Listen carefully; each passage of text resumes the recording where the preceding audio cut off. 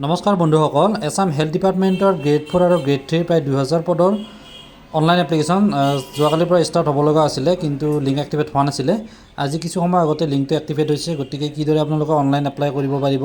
ইয়াতে গৈ পেলাই নিউ ৰেজিষ্ট্ৰেশ্যন কৰিব লাগিব বা যিসকলে অলৰেডি ৰেজিষ্টাৰ কৰিছে তেওঁলোকে লগইনত যাব লাগিব তো গোটেইখিনি ভিডিঅ'টোত দেখুৱাম ভিডিঅ'টো ভাল লাগে লাইক কৰিব আৰু যদিহে কোনোবাই অনলাইন এপ্লাই কৰি দিয়াটো বিচাৰে তেনেহ'লে এটা হোৱাটছআপ নম্বৰ প্ৰভাইড কৰিম তাত গৈ পেলাই আপোনালোকে যোগাযোগ কৰিব পাৰে আৰু এনেকুৱা ধৰণৰ আপডেটছবিলাক লাভ কৰিবলৈ আমাৰ চেনেলটো ছাবস্ক্ৰাইব কৰি ৰাখিব প্ৰথমতে ভেকেঞ্চি দেখুৱাই লৈছোঁ কেনেকুৱা ধৰণৰ আছিলে ইয়াতে চাওক এডভাৰটাইজমেণ্টত এইখিনি গ্ৰেড 4 হয় তো অনলাইন এপ্লাই ষ্টাৰ্ট হ'ব লগা আছিলে 7 ফেব্ৰুৱাৰীৰ পৰা 22 ফেব্ৰুৱাৰীলৈকে কিন্তু যোৱাকালি লিংক এক্টিভেট নহ'লে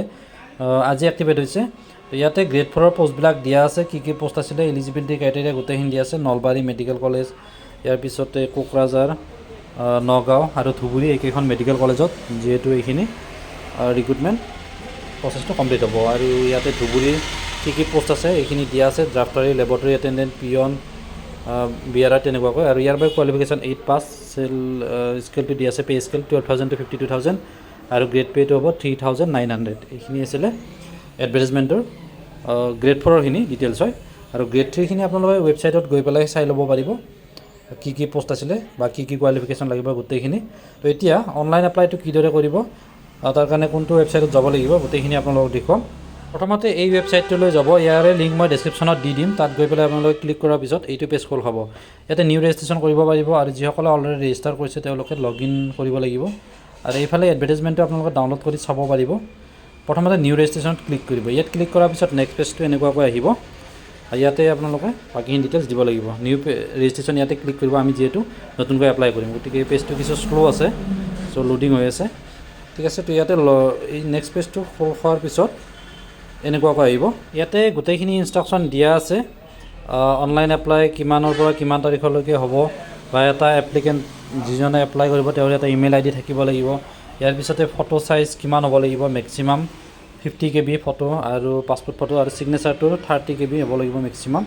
আৰু পিক্সেল চাইজবিলাক ইয়াত দিয়া হৈছে নেক্সট ইয়াতে হেল্পলাইন নাম্বাৰ এটা দিয়া আছে ছানডে টু ছেটাৰডে আপোনালোকে কিবা যদি জানিব লগা থাকে তেনেহ'লে কল কৰি সুধিব পাৰে আৰু ফায়াৰফক্স মজিলা বা গুগল ক্ৰমত আপোনালোকে এপ্লাই কৰিব আৰু এপ্লাই কৰাত যদি অসুবিধা পায় তেনেহ'লে কমেণ্ট বক্সত কমেণ্ট কৰিব পাৰে বা যিটো হোৱাটছআপ নম্বৰ প্ৰভাইড কৰিম তাত আপোনালোকে যোগাযোগ কৰিব পাৰে যদিহে অনলাইন এপ্লাই কৰি দিয়াটো বিচাৰে ঠিক আছে এইখিনি আপোনালোকে ইনষ্ট্ৰাকশ্যন চাই ল'ব ইয়াৰ পিছতে ইয়াতে যিটো নেক্সট বাটন আছে তলত তো ইয়াতে ক্লিক কৰি দিব ইয়াতে ক্লিক কৰাৰ পিছত মেইন পেজটো অৰ্থাৎ যিটোত আপোনালোকৰ ডিটেইলছখিনি এণ্টাৰ কৰিব লাগিব তো সেইখিনি দেখিবলৈ পাব ছাৰ্ভাৰৰ প্ৰব্লেমৰ কাৰণে একেবাৰে শ্ল' হৈ আছে কিছু সময়ৰ পিছত হয়তো ঠিক হ'ব এইখিনি ঠিক আছে তো ইয়াতে ক্লিক কৰাৰ পিছত নেক্সট পেজটো এইদৰে আহিব এই এপ্লিকেশ্যনখনত গোটেইখিনি ডিটেইলছ আপোনালোকে লিখিব লাগিব তো ইয়াতে মনত ৰাখিব প্ৰথম যিটো কণ্ডিশ্যন দিয়া আছে অৰ্থাৎ আপোনাৰ নেম লিখিব লাগিব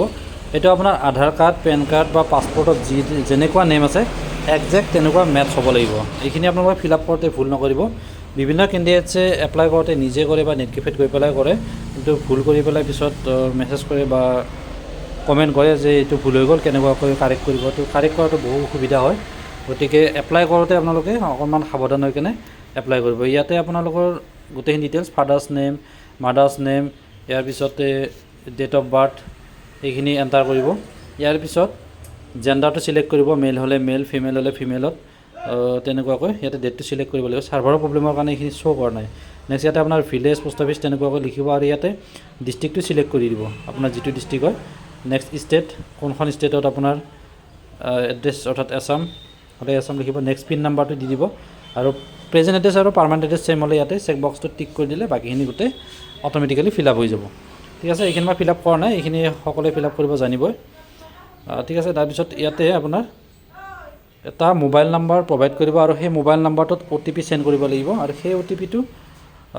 ইয়াতে এণ্টাৰ কৰি পেলাই ভেৰিফাইড ক্লিক কৰি দিলে আপোনাৰ OTPটো ভেৰিফাই হৈ যাব নেক্সট অন্য মোবাইল নাম্বাৰ থাকিলে দিব পাৰে আৰু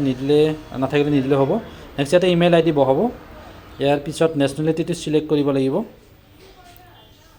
ঠিক আছে নেশ্যনেলিটি চিলেক্ট কৰাৰ পিছত এইটো ইণ্ডিয়ানে হ'ব অলৰেডি চিলেক্ট কৰাই আছে ইয়াৰ পিছত ফিজিকেল আইডেণ্টিফিকেশ্যন মাৰ্ক আপোনাৰ দুটা দিব পাৰে ইয়াতে ঠিক আছে তো এইখিনি কৰাৰ পিছত ইয়াতে আপোনাৰ কেটেগৰিটো চিলেক্ট কৰিব জেনেৰেল হ'লে জেনেৰেলত SC ST STP হিল তেনেকুৱাকৈ আছে নেক্সট দিব্যাংগ যদি হয় য়েছ কৰিব নহ'লে ন' কৰি দিব ইয়াৰ পিছত whether candidate permanent residence of Assam yes কৰিব নেক্সট ইয়াতে কোনটো পোষ্টৰ কাৰণে আপুনি এপ্লাই কৰিব বিচাৰে, গ্ৰেড 3 টেকনিকেল নে গ্ৰেড 3 নন টেকনিকেল, ইয়াতে য়েছ নো আছে এইখিনি টিক কৰি দিব। ইয়াতে আপোনাৰ পোষ্টটো চিলেক্ট কৰাৰ পিছত নেক্সট আহিলে এমপ্লয়মেণ্ট এক্সচেঞ্জ ৰেজিষ্ট্ৰেশ্যন নাম্বাৰ, এইটো যিটো অনলাইনত আপোনালোকে আধাৰ বেছ বা নন আধাৰ বেছ কৰিছিলে সেই নাম্বাৰটোহে এণ্টাৰ কৰিব, অফলাইনখন নকৰিব। নেক্সট আহিলে ইয়াতে আপোনাৰ ফটোটো একজেক্ট চাইজত আপুনি স্কেন কৰি ল'ব, তাৰপিছতে ইয়াতে চিলেক্ট কৰি পেলাই আপলোড কৰিব লাগিব। নেক্সট চিগনেচাৰটো আপলোড কৰিব। ইয়াৰ পিছত আপোনাৰ সুবিধামতে এটা পাছৱৰ্ড দি দিব। তো পাছৱৰ্ডটো মিনিমাম 8 কেৰেক্টাৰ আৰু মেক্সিমাম 12 কেৰেক্টাৰৰ ভিতৰত হ'ব লাগিব, অৰ্থাৎ লেংথটো 8 পৰা 12 ভিতৰত হ'ব লাগিব। তাৰপিছতে ইয়াতে চেক বক্সকেইটা টিক কৰি পেলাই ফাইনেল ছাবমিট কৰি দিব, আপোনাৰ এইদৰে ছাবমিট হৈ যাব। ঠিক আছে, এইদৰে আপোনালোকে নিজৰ অনলাইন এপ্লাইটো কৰি ল'ব পাৰিব। আৰু যদিহে অনলাইন এপ্লাই হেল্প বিচাৰে তেনেহ'লে কমেণ্ট বক্সত কমেণ্ট কৰিব।